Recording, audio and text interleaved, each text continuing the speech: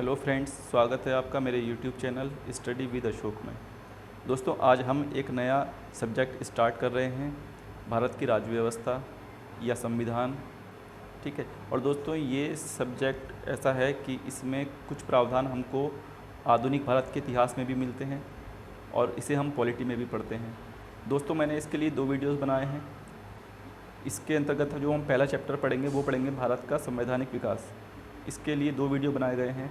पहले वीडियो में हम कंपनी के शासन की बात करेंगे और दूसरे वीडियो में हम ताज के शासन की बात करेंगे। जो कंपनी का शासन होगा वो 1773 के रेगुलेटिंग एक्ट से स्टार्ट होकर 1853 के चार्टर अधिनियम तक चलेगा। और जो हम ताज के शासन की बात करेंगे तो वो 1858 के भारत शासन अधिनियम से 1947 के हमारे भारतीय स्वतंत्रता अधिनियम तक चलेगा। तो चलिए दोस्तों, शुरू करते हैं। भारत का संवैधानिक विकास। संवैधानिक विकास के बारे में जानने से पहले हम थोड़ा संविधान के बारे में जान लेते हैं कि संविधान क्या होता है। दोस्तों, संविधान किसी देश का मौलिक एवं लिखित दस्तावेज होता है जिसके आधार पर देश की शासन व्यवस्था संचालित होती है। इसे देश की सर्वोत्तम एवं आधारभूत विधि कहा जाता है। संविधान निर्माण के इतिहास की यदि हम बात करें दोस्तों, तो 1599 ईस्वी में कंपनी को चार्टर एक्ट प्राप्त होता है, ठीक है, भारत में व्यापार करने के लिए। और चार्टर का मतलब होता है कि एक ऐसा कानून जिसका संबंध भारत के प्रशासन से नहीं बल्कि कंपनी के नियंत्रण के लिए होता था। तो दोस्तों, जो 1599 में चार्टर एक्ट पारित होता है वो महारानी एलिजाबेथ इनको देती हैं, ठीक है, ईस्ट इंडिया कंपनी को। 1600 ईस्वी में ये ईस्ट इंडिया कंपनी भारत पहुंचती है व्यापार के उद्देश्य से, और ये एक्ट इनको 15 वर्षों के लिए प्राप्त होता है। लेकिन बाद में एलिजाबेथ के पुत्र चार्ल्स इसको असीमित काल के लिए बढ़ा देते हैं, ठीक है। और 1726 में एक एक्ट आता है, चार्टर एक्ट, जिसमें ये बम्बई, मद्रास और कलकत्ता में कंपनी की स्थापना करते हैं।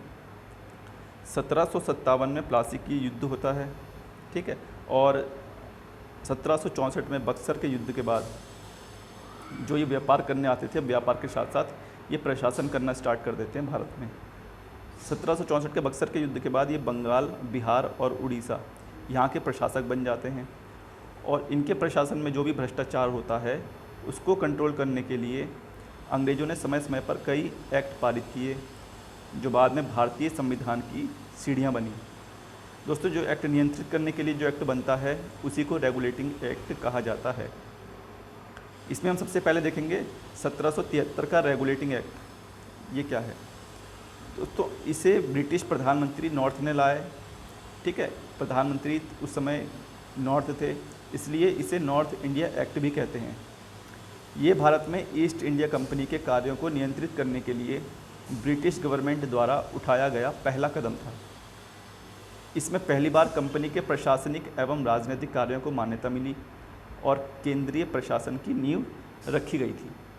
दोस्तों, कंपनी की गतिविधियों को नियंत्रित और निर्देशित करने के लिए 1773 में जो रेगुलेटिंग एक्ट बना था, इसमें कंपनी के डायरेक्टरों से कहा गया है कि वे कंपनी के राजनीतिक, व्यापारिक, असैनिक, सैनिक और राजस्व संबंधी जितने भी मामले हैं वो सभी तथ्य ब्रिटिश संसद के सामने रखा करें और कंपनी के अधिकारी अतिरिक्त धन ना कमाएं। इसके लिए यह आवश्यक हो गया था कि इंग्लैंड वापस लौटने पर इनको अपनी संपत्ति का ब्यौरा देना होता था, ठीक है।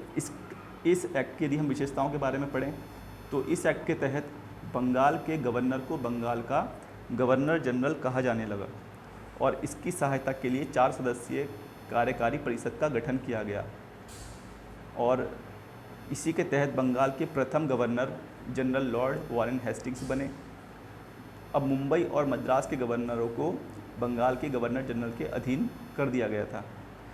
शुरुआत में 1773 के एक्ट से ये लोग, मुंबई का अलग गवर्नर होता था, चेन्नई यानी कि मद्रास का अलग गवर्नर था, बंगाल का अलग गवर्नर था, ठीक। 1774 में एक और काम होता है कि न्याय व्यवस्था को पुनर्गठित करने के लिए कोलकाता में एक सर्वोच्च न्यायालय की स्थापना हो जाती है। इसके मुख्य न्यायाधीश होते हैं सर एलिजा इम्पे और 3 अन्य न्यायाधीश होते हैं जिनके नाम हैं चैम्बर्स, लिमेंस्टर और हाइड, ठीक। निजी व्यापार को इसमें बैन कर दिया गया था और कंपनी के नियंत्रण हेतु बोर्ड ऑफ डायरेक्टर की स्थापना भी इसी के तहत हुई थी। इसके बाद दोस्तों अगला जो एक्ट आता है वो आएगा 1781 ईस्वी का एक्ट ऑफ सेटलमेंट। ये रेगुलेटिंग एक्ट की कमियों को दूर करने के लिए लाया गया था और इसमें कलकत्ता गवर्नमेंट को बंगाल, बिहार और उड़ीसा की विधि बनाने का अधिकार दिया गया। इसके बाद दोस्तों जो अगला एक्ट आएगा वो आएगा 1784 ईस्वी का पिट्स इंडिया एक्ट। इसमें क्या है, ब्रिटेन के तत्कालीन प्रधानमंत्री पिट्स के नाम पर इस एक्ट का नाम पिट्स इंडिया एक्ट पड़ा। यहाँ पर द्वैध शासन की शुरुआत हो चुकी थी। द्वैध शासन में एक बोर्ड ऑफ डायरेक्टर होगा और दूसरा बोर्ड ऑफ कंट्रोलर होगा। बोर्ड ऑफ डायरेक्टर व्यापारिक मामलों को देखता था और जो बोर्ड ऑफ कंट्रोलर था ये राजनीतिक मामलों को देखता था। दोस्तों बोर्ड ऑफ डायरेक्टर की स्थापना तो ऊपर ही हो गई थी पहले, है ना, 1773 के अधिनियम के तहत, लेकिन बोर्ड ऑफ कंट्रोलर इसमें नया जुड़ा था। तो ये कह सकते हैं कि बोर्ड ऑफ कंट्रोलर की स्थापना 1784 ईस्वी के पिट्स इंडिया एक्ट के तहत हुई। इसमें 6 सदस्य थे। अगला आता है दोस्तों 1793 का चार्टर अधिनियम। इसके द्वारा बोर्ड ऑफ कंट्रोलर और बोर्ड ऑफ डायरेक्टर इनके वेतन को भारतीय राजस्व से देने की बात कही गई और इसी में धन के निर्गमन का सिद्धांत दादाभाई नौरोजी ने किया है। इसके बाद दोस्तों 1813 का चार्टर अधिनियम आएगा। इसमें कंपनी के व्यापारिक एकाधिकार को समाप्त कर दिया गया और लेकिन चीन और पूर्वी देशों के साथ चाय पर व्यापारिक एकाधिकार 20 वर्षों के लिए बना रहा। इसमें कंपनी के अधिकार पत्र को 20 वर्षों के लिए बढ़ा दिया गया। इंग्लिश मिशनरियों को भारत में कार्य करने की अनुमति दी गई। देखो इंग्लिश मिशनरी वो होते हैं जो भारत में आते हैं ईसाई धर्म के प्रचार प्रसार करने के लिए, ठीक। और भारतीय शिक्षा पर पहली बार 1 लाख रुपए खर्च करने का प्रावधान भी इसी एक्ट के तहत किया गया था। ये एग्ज़ाम में क्वेश्चन पूछा जाता है। ठीक। अगला है दोस्तों 1833 ईस्वी का चार्टर अधिनियम। इस अधिनियम के तहत क्या हुआ कि कंपनी के व्यापारिक एकाधिकार को अब पूरी तरह से समाप्त कर दिया गया। अब कंपनी का लक्ष्य भारत पर शासन करना हो गया था। पहले ये व्यापार करने के लिए आए थे, अब व्यापार से अब किसमें शासन की ओर अग्रसर हो जाते हैं। और बंगाल के गवर्नर जनरल को भारत का गवर्नर जनरल कहा जाने लगा और लॉर्ड विलियम बेंटिक भारत के पहले गवर्नर जनरल नियुक्त होते हैं। इस एक्ट के तहत बम्बई और मद्रास गवर्नरों की विधि निर्माण की शक्ति वापस ले ली गई और भारत के गवर्नर जनरल को ब्रिटिश भारत में विधायिका से असीमित अधिकार दिए गए। इसके तहत बने पहले कानून को नियामक कानून यानी कि रेगुलेटिंग एक्ट और बाद के एक्ट को अधिनियम कहा गया।